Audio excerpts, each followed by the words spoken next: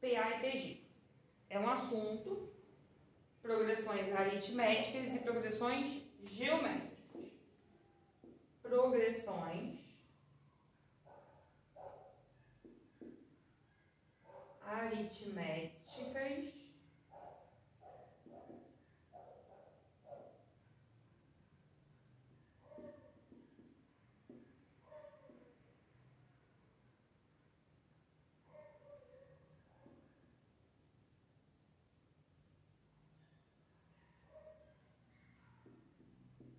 Bom, esses dois assuntos, a gente consegue primeiro entender a noção intuitiva de cada um. A noção intuitiva de cada um é o seguinte: os dois assuntos são sequências numéricas, está associado à sequência. A aritmética vem de soma, geométrica vem de multiplicação, tá? Porque cresce geometricamente falando, então cresce muito mais rápido, tá? Se você multiplica, isso aumenta muito mais do que se você somar. Automaticamente, quando tem uma sequência, ó, 2, 5, 8, 11, 14. Eu tenho aqui uma sequência numérica que está aumentando de 3 em 3. Então, eu tenho aqui uma PA. Eu tenho nessa sequência uma progressão geométrica, porque ela é uma sequência que aumenta sempre o mesmo número. Está somando o mesmo número. E aqui eu preciso conhecer bem quais são os elementos dessa sequência. Mas antes disso, vamos ver uma sequência formada pela progressão geométrica com os mesmos elementos. Primeiro número é o 2 e está sempre aumentando 3. Na PA está somando 3, na PG vai estar multiplicando 3. Então a sequência ficaria assim, ó, multiplicando por 3. Essa ficaria o formato de uma sequência PG. E aqui a gente tem alguns elementos. Cada elemento da minha PA ou da minha PG, ele é associado e a gente se refere a ele através da posição que ele assume na sequência. Então, eu entendo que o número 2, ele é o meu A1, ou seja, ele é o meu elemento da posição 1. O meu 5 é o meu A2, é o meu elemento de posição 2. Automaticamente A3, A4, A5, A1000. Então, eu posso perguntar qual é o centésimo número dessa sequência. Então, eu estou querendo descobrir quem é o A100. Ache o sexagésimo número dessa sequência. Ache o A60, ou seja, o número que assume a posição 60. Na PG, a fala, a representação das posições é a mesma, tá? Então, automaticamente eu tenho que AN é o último termo da sequência. É o termo da posição que eu me referi, da última posição que eu quiser encontrar. Quem é o A1? O A1 é o meu primeiro termo. A2 é o meu segundo termo, assim por diante. A10 é o meu 10º termo. Esses aqui são elementos básicos para a gente se familiarizar. Na PA, a nossa razão, esse número que vai aumentando é chamado de razão. Na PA e na PG é chamado de razão. Sendo que na PA, a razão é representada pela letra R, na PA. Na PG, a razão é representada pela letra Q, tá bom? Mas quem a gente tem? A gente tem o N. Quem é o N? N é o último, é a posição, né? É o número de termos que a nossa sequência tem.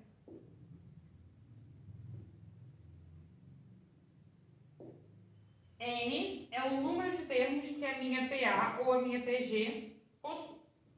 Então, aqui é só para vocês entenderem a noção intuitiva de cada um. Agora, falando só da PA.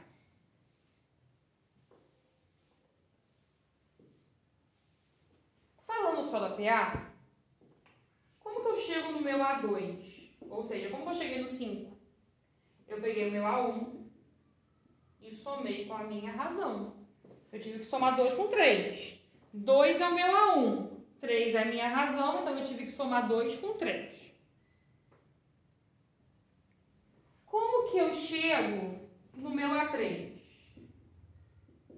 Eu somo o meu A2 com a minha razão.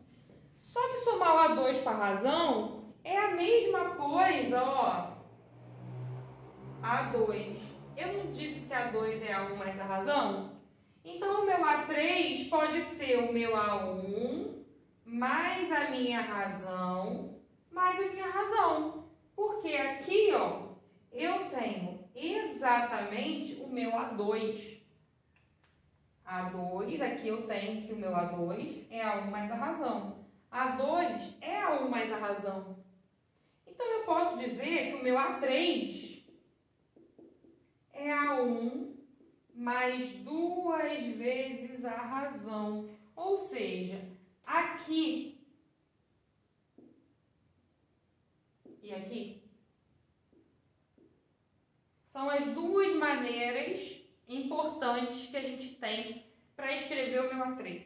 Para escrever a representação genérica de uma fórmula para encontrar o A3. Quem é o A3? O termo anterior, o segundo termo, mais a razão. Assim como, quem é o A4? O termo anterior, o A3, mais a razão.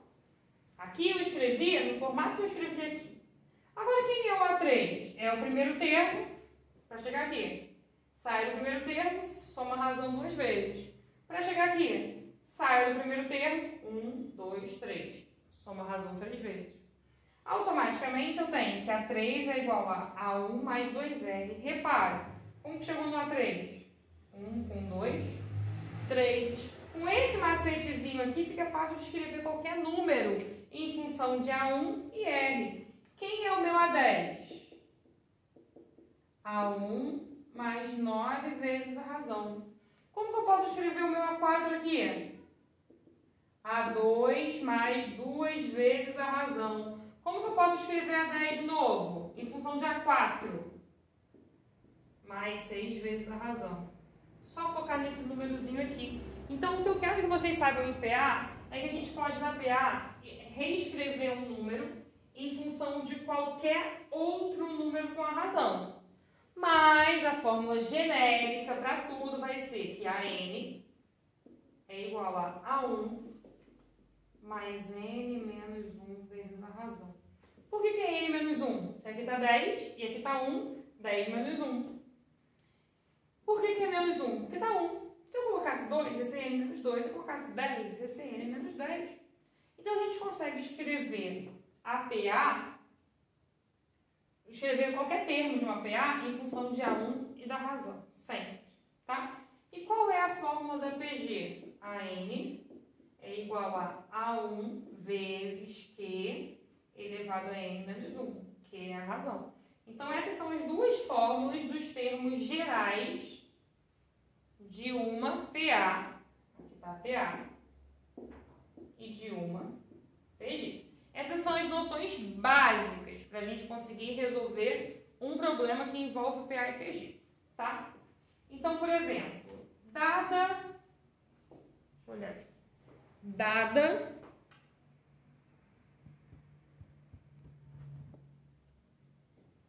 essa sequência aqui,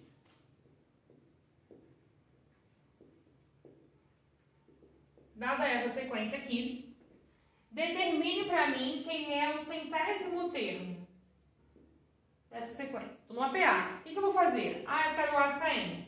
A100 é igual a A1 mais 99 vezes a razão. Quem é o A1? 3. Quem é a razão? Está aumentando de 2 em 2, então a minha razão é 2.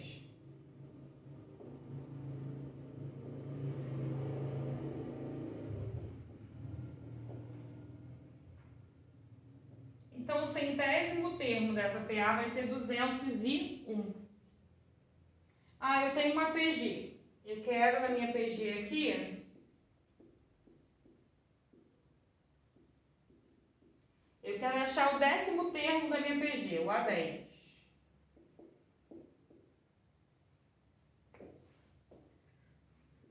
A10 é igual a A1 vezes a razão que é 3 elevado a 9.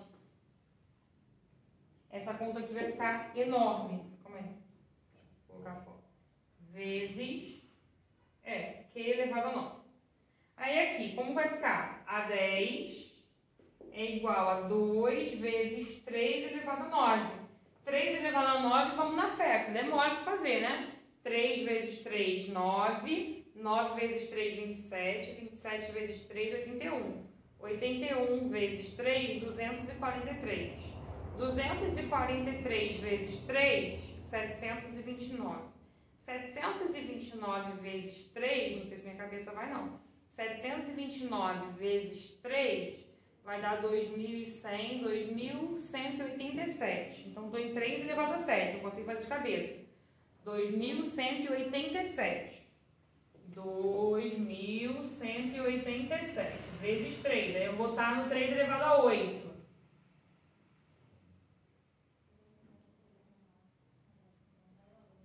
Agora vezes 3 de novo.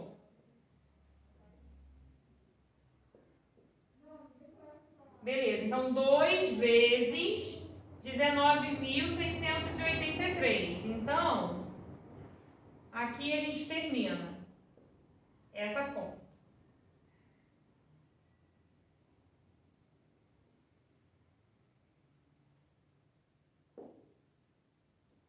Vou matar aquela bagunça aqui. Beleza, então a gente chegou aqui. Eu quis fazer essa conta toda para vocês verem o trabalho que dá, só que para mostrar um outro jeito. Se a gente reescreve isso de outro jeito, pegando o A4, a nossa conta ficaria um pouco menor. Porque a gente já teria o A4, olha só, eu quero achar o 10º termo. 10º termo, se eu pegar o A4 é igual a Q elevado a 6. Então, A10 é igual a 54 vezes 3 elevado a 6. Então, ia ficar 3 vezes 3, 9. 9 vezes 3, 27. 27 vezes 3, 81. 81 vezes 3, 243. 243 vezes 3, 729. Então, aqui eu ia ter menos trabalho, talvez. 729 vezes 54. 36 mais 3, 8, 11, 28, 29. 45 vai 4, 14 vai 1, 36. E aí a gente chega no mesmo lugar. Beleza? No mesmo número, tá? Esses são exemplos de aplicação da PA e PG quando você quer achar um número aleatório, um número na frente. Só que a gente tem outras situações, tá? Por exemplo, descobrir quantos termos a PA ou a PG tem. A gente tem ainda sobre PA e PG, além de descobrir quantos termos a PA ou a PG tem, descobrir um termo, deixa eu ver, descobrir o A1, às vezes já me dá o último termo, que é que eu descubro quem é o primeiro. Então tem vários probleminhas que norteiam a PA e a PG, tá? Essa é só noção introdutória para que vocês consigam quebrar a cabeça fazendo os exercícios que tem na apostila, tá bom? E aí depois a gente vai ver a correção e analisar, através da correção, os exemplos mais trabalhosos que a gente pode ter em relação a isso, tá? E aí, o que a gente tem aqui? Por exemplo, deixa eu ver um caso da PA. Ó.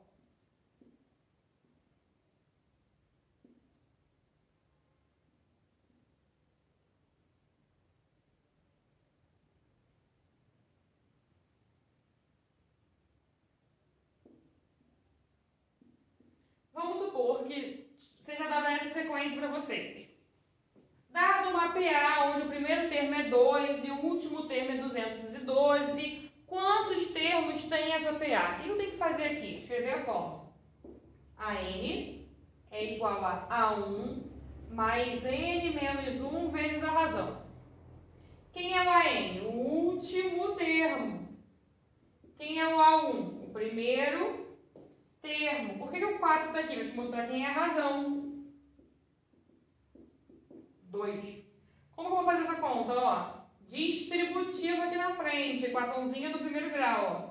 2n menos 2. 2 menos 2 morreu, dá 0.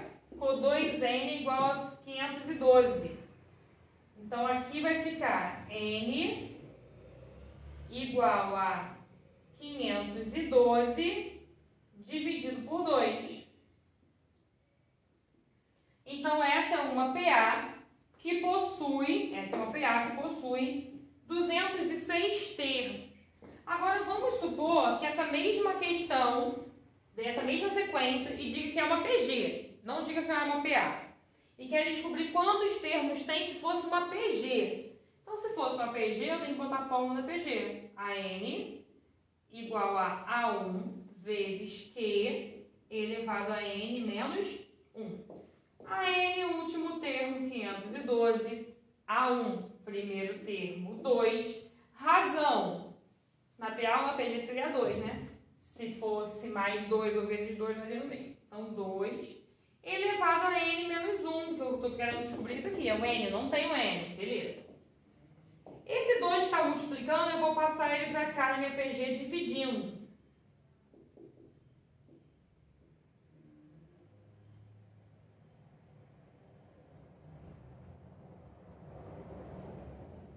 Calma aí, deixa eu ver se eu errei aqui agora. Tá certo. Aqui que eu errei, tá? Aqui é 256 a resposta. Estava errado. Tá. 256. Essa divisão por 2 aqui. Beleza. Aonde que eu caí, galera? Eu caí numa equação exponencial. Ou seja, qual é o número que elevado a 2 vai dar 256? Como que eu chego nisso? Fatoração do 256.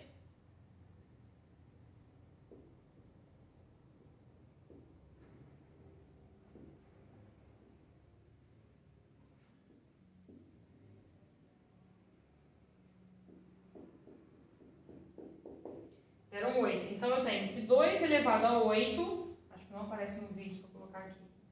2 elevado a 8 igual a 2 elevado a n menos 1. Equação exponencial igual às bases. Quer dizer, igualou as bases para poder cortar. E agora você iguala os expoentes. Então, se a gente tivesse uma PA, dariam 256 termos.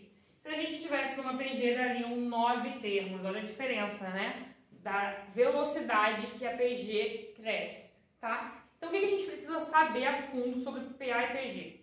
A gente precisa conhecer a fórmula, saber resolver diferentes problemas de PA e de PG. E depois, no próximo vídeo, a gente precisa saber sobre soma dos termos de uma PA e sobre soma dos termos de uma PG. Tá bom? Eu quero dar só um outro exemplo do que pode acontecer com a PA e com a PG quando foge ao tradicional. O que seria isso? A PA é uma soma, mas eu posso ter uma soma negativa. Então, eu posso ter uma PA que ela começa com 40 e vai para 35. Só que a PA é uma soma. Então, aqui significa que eu tenho uma razão e que a minha razão é menos 5. Quando você bater o olho numa PA e os números estiverem decrescente, a sua razão é negativa. Numa PG é diferente.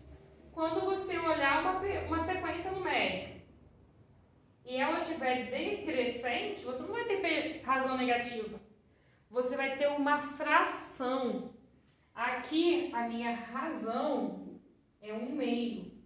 Ou seja, se eu multiplicar 32 por 1/2, é a mesma coisa que dividir 32 por 2. Multiplicar por 1/2 é a mesma coisa que dividir por 2. Então, toda vez que você vê uma sequência numérica, se você já souber que é PG, a sua razão vai ser uma fração. Uma fração onde o numerador é menor que o denominador, sempre, para ficar decrescente. Ainda assim, quando você tem uma PG que está crescendo, pode até ser uma fração. Mas se for uma fração, vai ser uma fração imprópria, tá? Bom, o que a gente tem mais para saber aqui de exemplos? Essas são as noções básicas de PA e PG em relação a identificar os tipos de PG. Na PG, você pode ter uma razão 1. O que é a razão 1? Se a razão for 1, vai ser sempre o mesmo número. Beleza? Na PA só se for 0. Seria o número neutro. O número neutro da soma é o 0. O número neutro da multiplicação é o 1. Tá? Então essas são as noções básicas de PA e de PG. E com isso já dá para resolver várias questões do material. Daqui a pouco no WhatsApp eu falo o número. Tá bom? Beijo.